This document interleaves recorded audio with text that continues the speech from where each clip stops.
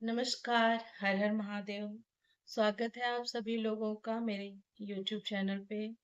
पिछले के वीडियो में आप लोगों ने देखा था कि हमारा यथार्थ गीता का दूसरा अध्याय का पार्ट 1 आप लोग सुन चुके हैं। तो मतलब पहले के वीडियो में यथार्थ गीता का पाठ हो रहा है, जैसा कि आप लोग जानते हैं। तो आज मेरा यथार्थ गीता में का अध्याय दूसरा ही है, लेकिन उसका है दूसरा पार्ट। तो हमारे पहले के वीडियो में हम लोगों ने देखा था कि अर्जुन भगवान श्री कृष्ण को युद्ध को लेके अर्जुन कश्मकश में रहते हैं कि युद्ध करें कि ना करें। उसी बीच में उनका श्री कृष्ण से बातचीत चलती रहती है। लेकिन अब अर्जुन ये फाइनल कर चुके होते हैं कि मैं युद्ध करूंगा ही नहीं। इतना कह के कि मैं युद्ध नहीं करूंगा वो चुप हो जाते हैं। तो उनके इस बात पर भगवान श्री कृष्ण क्या कहते हैं ये हम अपने वीडियो में आज के इस पार्ट में यथार्थ गीता में देखेंगे। श्री भगवानुवाच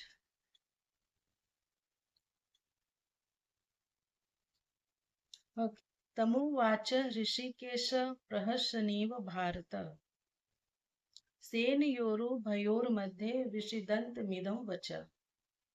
तो जब अर्जुन कहते हैं कि मैं युद्ध ही नहीं करूंगा, तो इसके उपरांत हे राजन अंतर्यामी योगेश्वर श्री कृष्ण ने दोनों सेनाओं के बीच में उस शोक युक्त अर्जुन को हंसते हुए ये वचन कहा। ये बात बता रहे हैं संजय धृतराष्ट्र को। श्री भगवानुवास, तो भगवान कहते हैं कि अर्जुन तू न शोक करने योग्य के लिए शोक करता है और पंडितों के से वचन कहता है। कि मतलब शोक तो कर रहा है, जो शोक करने योग्य नहीं है उनके लिए शोक कर रहा है और बातें कर रहा है पंडितों जैसा। किंतु बुद्धि संपन्न पंडित जन जिनके प्राण चले गए हैं उनके लिए तथा जिनके प्राण नहीं गए हैं उनके लिए भी शोक नहीं करते, जो बुद्धि संपन्न हैं। क्योंकि क्यों नहीं करते? क्योंकि वे भी मर जाएंगे। तो पंडितों जैसी बातें भर करता है, वस्तुतः ज्ञाता है नहीं। क्यों नहीं ज्ञाता है? भगवान जी बताते हैं क्योंकि न तो ऐसा ही है कि मैं अर्थात सदगुरु किसी काल में नहीं था, अथवा तो अनुरागी अधिकारी अथवा जनाधिपा राजा लोग अर्थात राजसी वृत्ति में पाया जाने वाला अहम नहीं था, और न ऐसा ही है कि आगे हम सब नहीं रहेंगे। सदगुरु सदैव रहता है। भगवान का कहना है कि जो सदगुरु होता है वह सदैव रहता है, अनुरागी सदैव रहते हैं। यहाँ योगेश्वर ने योग की अनादिता पर प्रकाश डालते हुए भविष्य में भी उनकी विद्यमानता पर बल दिया। मरने वालों के लिए शोक न करने के लिए कारण बताते हुए उन्होंने कहा, जैसे जीवात्मा की इस देह में कुमार, युवा और वृद्धावस्था होती है, वैसे ही अन्य अन्य शरीरों की प्राप्ति में धीर पुरुष मोहित नहीं होता। कभी आप बालक थे, सही है, सने सने युवा हुए, तब आप मर तो नहीं गए, पुनः वृद्ध हुए। पुरुष एक ही है। उसी प्रकार लेस मात्र भी दरार नए देह की प्राप्ति पर नहीं पड़ती। जैसे हम बालक से युवा हुए तो हमारे शरीर पर कोई दरार नहीं पड़ती है, बस हमारा शरीर बदल जाता है। कलेवर का यह परिवर्तन तब तक चलेगा जब तक परिवर्तन से परे की वस्तु नहीं मिल जाती। अब यहाँ पे भगवान जी जो श्लोक कहते हैं, ये श्लोक बहुत ज्यादा प्रचलित है। मात्रा स्पर्शतास्तु कौन्तेय शीतोष्ण सुख दुख दुखदा आगमा पायिनो अनित्या अस्तास्ति तिछस्व भारत। हे कुंती पुत्र, सुख दुख सर्दी और गर्मी को देने वाले इंद्रियों और विषयों के संयोग तो अनित्य हैं, क्षणभंगुर हैं।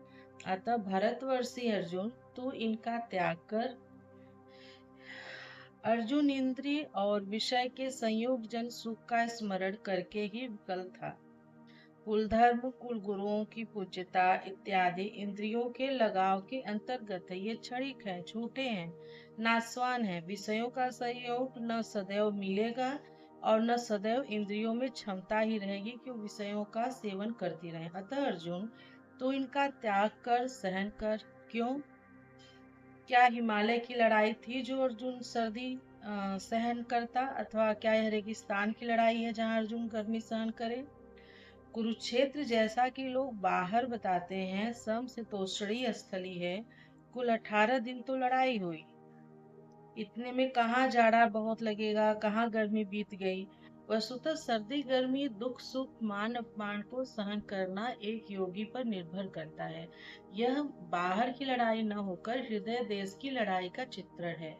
बाहर युद्ध के लिए गीता नहीं कहती। यह क्षेत्र क्षेत्रज्ञ का संघर्ष है, जिसमें आसुरी संपद का सर्वथा समन कर परमात्मा में स्थिति दिलाकर दैवी संपद भी शांत हो जाती है। जब विकार है ही नहीं, तो सजाती प्रवृत्तियां किस पर आक्रमण करें? अतः पूर्णत्व के साथ वे भी शांत हो जाती हैं, इससे पहले नहीं शांत होती हैं। गीता अंतर्देश की लड़ाई का चित्रण है। इस त्याग से मिलेगा क्या? इससे लाभ क्या है? अब इस पर श्री कृष्ण कहते हैं, क्योंकि हे पुरुष श्रेष्ठ, सुख दुख को समान समझने वाले जिस धीर पुरुष को इंद्रियों और विषयों के संयोग व्यथित नहीं कर पाते, वह मृत्यु से परे अमृत तत्व की प्राप्ति के योग्य हो जाता है। कौन अमृत तत्व की प्राप्ति के योग्य हो जाता है? वह धीर पुरुष जिसको इंद्रियों और विषयों के संयोग व्यथित नहीं कर पाते हैं। यहाँ श्री कृष्ण ने एक उपलब्धि अमृत की चर्चा की। अर्जुन सोचता था कि युद्ध के परिणाम में स्वर्ग मिलेगा या पृथ्वी, किंतु श्री कृष्ण कहते हैं कि न स्वर्ग मिलेगा और न पृथ्वी, बल्कि अमृत मिलेगा। अमृत क्या है? अर्जुन, असत वस्तु का अस्तित्व नहीं है, वह है ही नहीं, उसे रोका नहीं जा सकता। और सत्य का तीनों कालों में अभाव नहीं है, उसे मिटाया नहीं जा सकता। अर्जुन ने पूछा, क्या भगवान होने के नाते आप कहते हैं?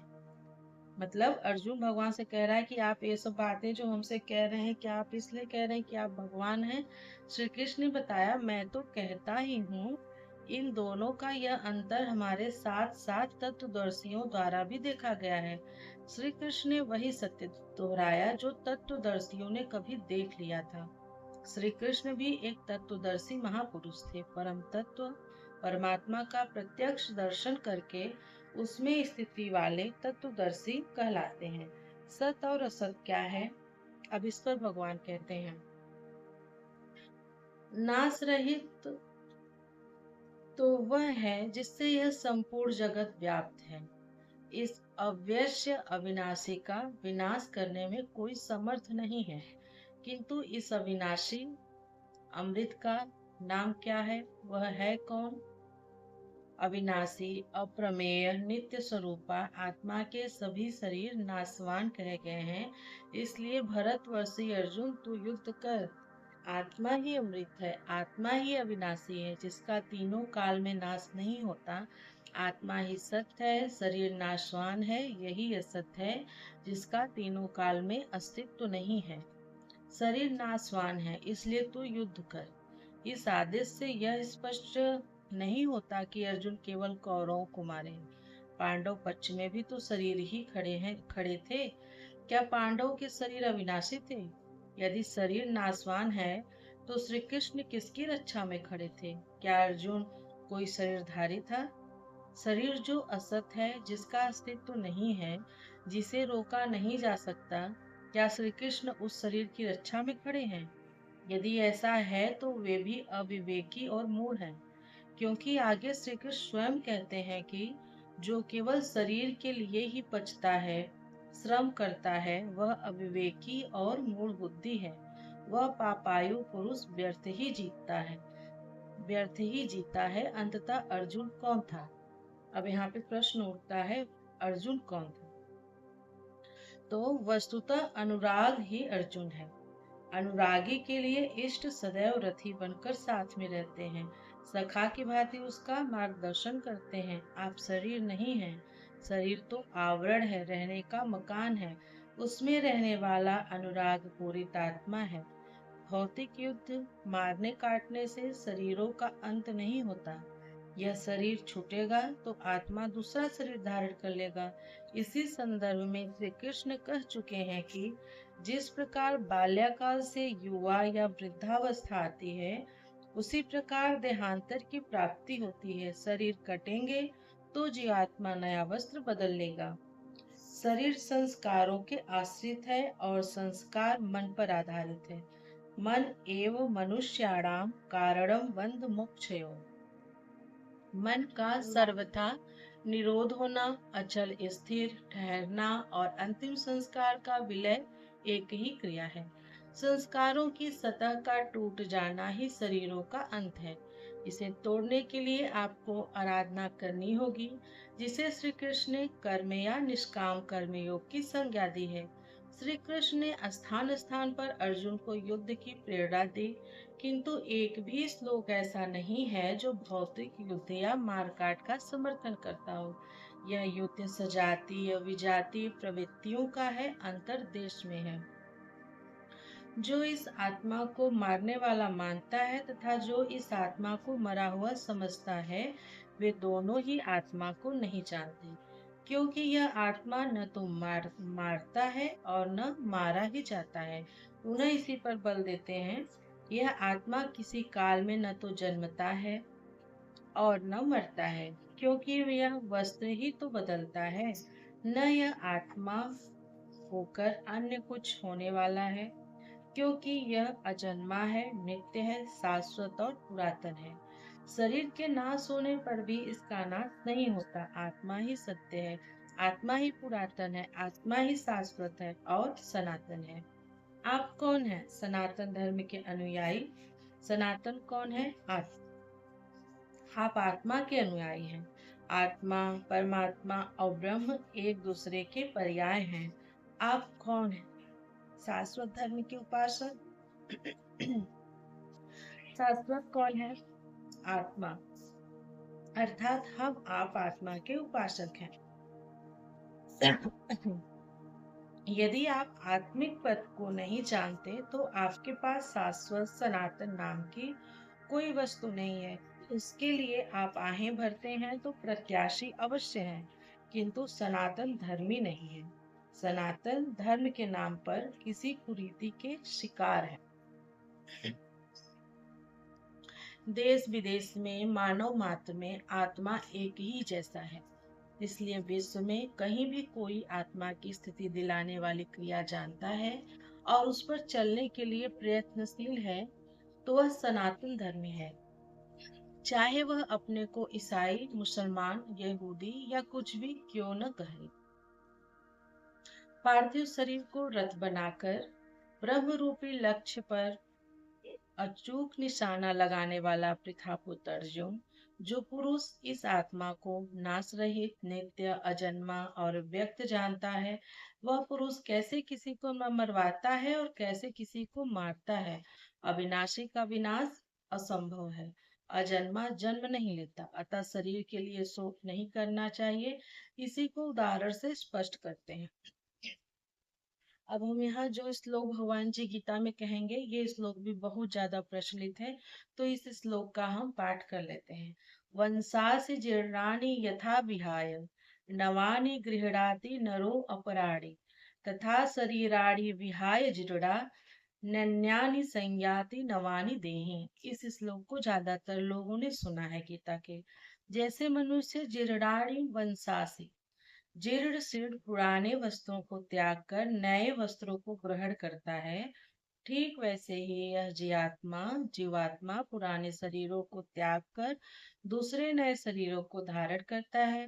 जीर्ण होने पर ही नया शरीर धारण करता है, तो शिशु क्यों मर जाते हैं? ये प्रश्न उठता है।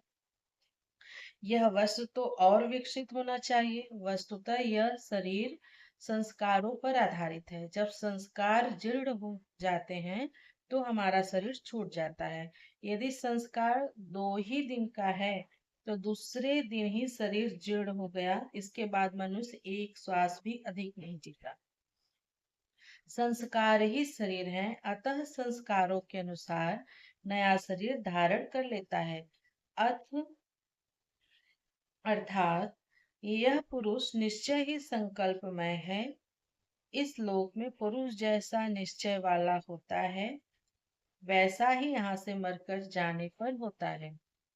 ये छांदोग्य उपनिषद में कहा गया है। अपने संकल्प से बनाए हुए शरीरों में पुरुष उत्पन्न होता है। इस प्रकार मृत्यु शरीर का परिवर्तन मात्र है, आत्मा नहीं मरता। पुनः उसकी अजरता अमरता पर बल देते हैं। क्या कहते हैं भगवान? नैनम छिंदती शस्त्राणि, नैनम दहति पावक, न चैनम क्लेय दयंत्यापो, न शोषयति मारुत। अर्जुन, इस आत्मा को शस्त्रादि काट नहीं सकते, नहीं काटते। अग्नि इसे जला नहीं सकती, जल इसे गीला नहीं कर सकता, और वायु इसे सुखा ही नहीं सकता। यह आत्मा अच्छेद है, इसे छेदा नहीं जा सकता। यह अदाह है, इसे जलाया नहीं जा सकता। यह अक्लेद है, इसे गीला नहीं किया जा सकता। आकाश इसे अपने में समाहित नहीं कर सकता। यह आत्मा निसंदेह, असोस्य, सर्वव्यापक, अचल, स्थिर रहने वाला और सनातन है। अर्जुन ने कहा कि कुल धर्म सनातन है, ऐसा युद्ध करने से सनातन धर्म नष्ट हो जाएगा। किंतु श्री कृष्ण ने इसे अज्ञान माना और आत्मा को ही सनातन बताया। आप कौन हैं? सनातन धर्म के अनुयायी। सनातन कौन है? आत्मा। यदि आप आत्म पर्यंत दूरी तय कराने वाली विधि विशेष से अवगत नहीं है तो आप सनातन धर्म नहीं जानते। इसका कुपरिणाम सांप्रदायिकता में फंसे धर्म भीरु लोगों को भोगना पड़ रहा है। मध्यकालीन भारत में बाहर से आने वाले मुसलमान मात्र 12,000 थे, आज 28 करोड़ हैं। 12,000 से बढ़कर लाखों हो जाते, अधिक से अधिक करोड़ के लगभग हो जाते। और कितने हो जाते? यह 28 करोड़ से भी आगे बढ़ रहे हैं।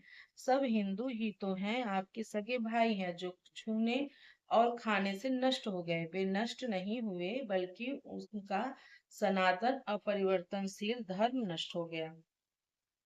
जब मैटर क्षेत्र में पैदा होने वाली कोई वस्तु इस सनातन का स्पर्श नहीं कर सकती, तो छूने खाने से सनातन धर्म नष्ट कैसे हो सकता है? यह धर्म नहीं, एक कुरीति परिस्थिति थी, जिससे भारत में सांप्रदायिक वैमनस्य बढ़ा। इस देश का विभाजन हुआ और राष्ट्रीय एकता की आज भी समस्या बनी हुई है। इन कुरीतियों के कथानक इतिहास में भरे पड़े हैं। हमीरपुर जिले में 50-60 परिवार कुलीन छत्री थे। अर्धरात्रि में दो एक मौलवी उसी गांव के एकमात्र कुएं हैं समीप उस कुएं के पास छिप गए।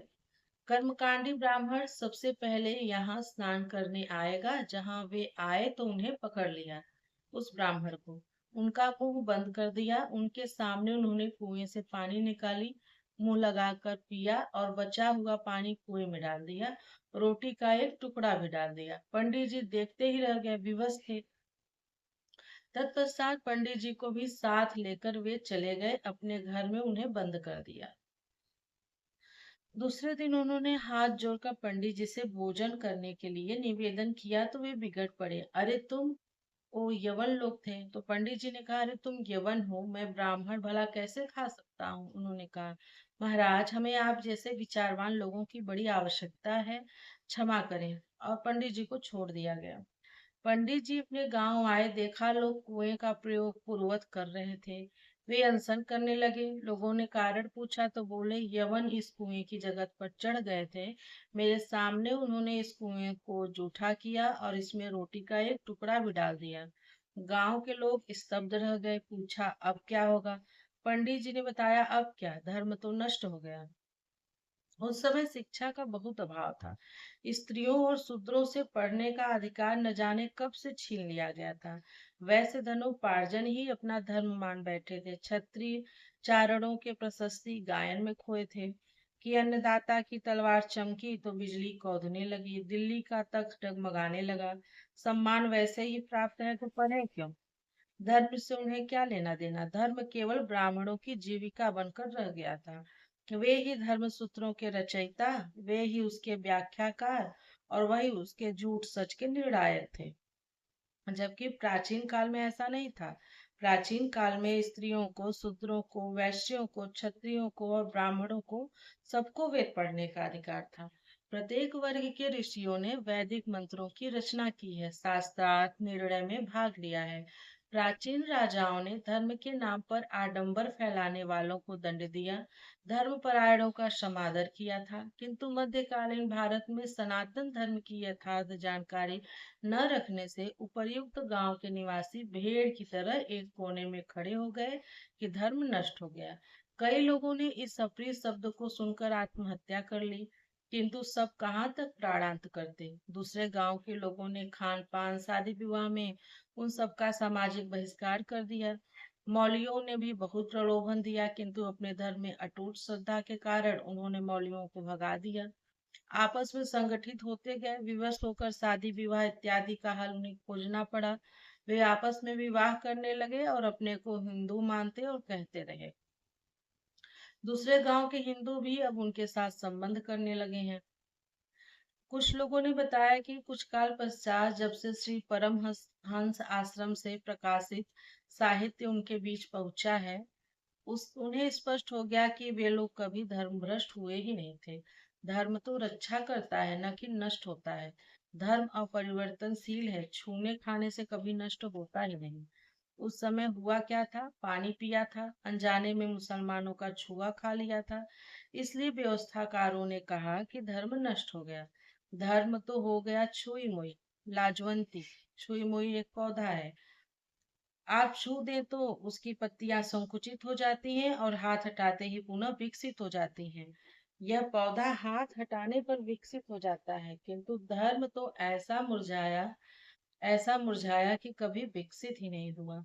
उनका धर्म मर गया सदा के लिए। उनके राम, कृष्ण और परमात्मा मर गए। जो शाश्वत थे वे मर गए। वास्तव में वह शाश्वत के नाम पर कोई कुरीति थी जिसे लोग धर्म मान बैठे थे। धर्म की शरण हम क्यों जाते हैं? क्योंकि हम मरण धर्मा, मरने जीने वाले हैं, और धर्म कोई ठोस चीज है जिसकी शरण जाकर हम भी अमर हो जाएं। हम तुम मारने से मरेंगे और यह धर्म केवल छूने और खाने से मर रहा है, तो उससे हम क्या आशा करें? धर्म तो आपकी रक्षा करता है, आपसे शक्तिशाली है। आप तलवार से मरेंगे, किसी शस्त्र से मरेंगे, और धर्म वह छूने से नष्ट हो गया। कैसा है आपका धर्म? कुरीतियां नष्ट होती हैं, न कि सनातन। सनातन तो ऐसी ठोस वस्तु है जिसे शस्त्र नहीं काटते, अग्नि जला नहीं सकती, जल इसे गीला नहीं कर सकता। खान पान तो दूर, प्रकृति में उत्पन्न कोई वस्तु उसका स्पर्श भी नहीं कर पाती, तो वह सनातन नष्ट कैसे हो गया? ऐसी ही कतिपय कुरीतियां महाभारत काल में भी थी। उनका शिकार अर्जुन भी था। उसने विलाप करते हुए गिड़गिड़ाकर कहा कि कुल धर्म सनातन है, युद्ध से सनातन धर्म नष्ट हो जाएगा। कुल धर्म नष्ट होने से हम अनंत काल तक नरक में चले जाएंगे। किंतु श्री कृष्ण ने कहा, तुझे यह अज्ञान कहाँ से उत्पन्न हो गया? सिद्ध है कि वह कोई कुरीति थी, तभी तो श्री कृष्ण ने उसका निराकरण किया और बताया कि आत्मा ही सनातन है। यदि आप आत्मिक पथ नहीं जानते तो सनातन धर्म में आपका अभी तक प्रवेश नहीं हुआ है। जब यह सनातन शाश्वत आत्मा सबके अंदर व्याप्त है, तो खोजा किसे जाए? इस पर श्री कृष्ण कहते हैं। अब इस पे श्री कृष्ण भगवान क्या कहते हैं, इसको हम लोग अपने अगले वीडियो में देखेंगे। अभी के लिए बस इतना ही, क्योंकि वीडियो बहुत लंबा हो जाएगा। हरे नमः, हरे नमः, हरे नमः। ओम नमः पार्वती पतये, हर हर महादेव। तो यहाँ पर मेरा श्रीमद् भगवद गीता का स्वाध्याय पूर्ण होता है, और मिलती हूँ आप लोगों से गीता अध्याय के दूसरे वीडियो में। तब तक यथार्थ गीता सुनने के लिए आप सभी लोगों का बहुत बहुत धन्यवाद।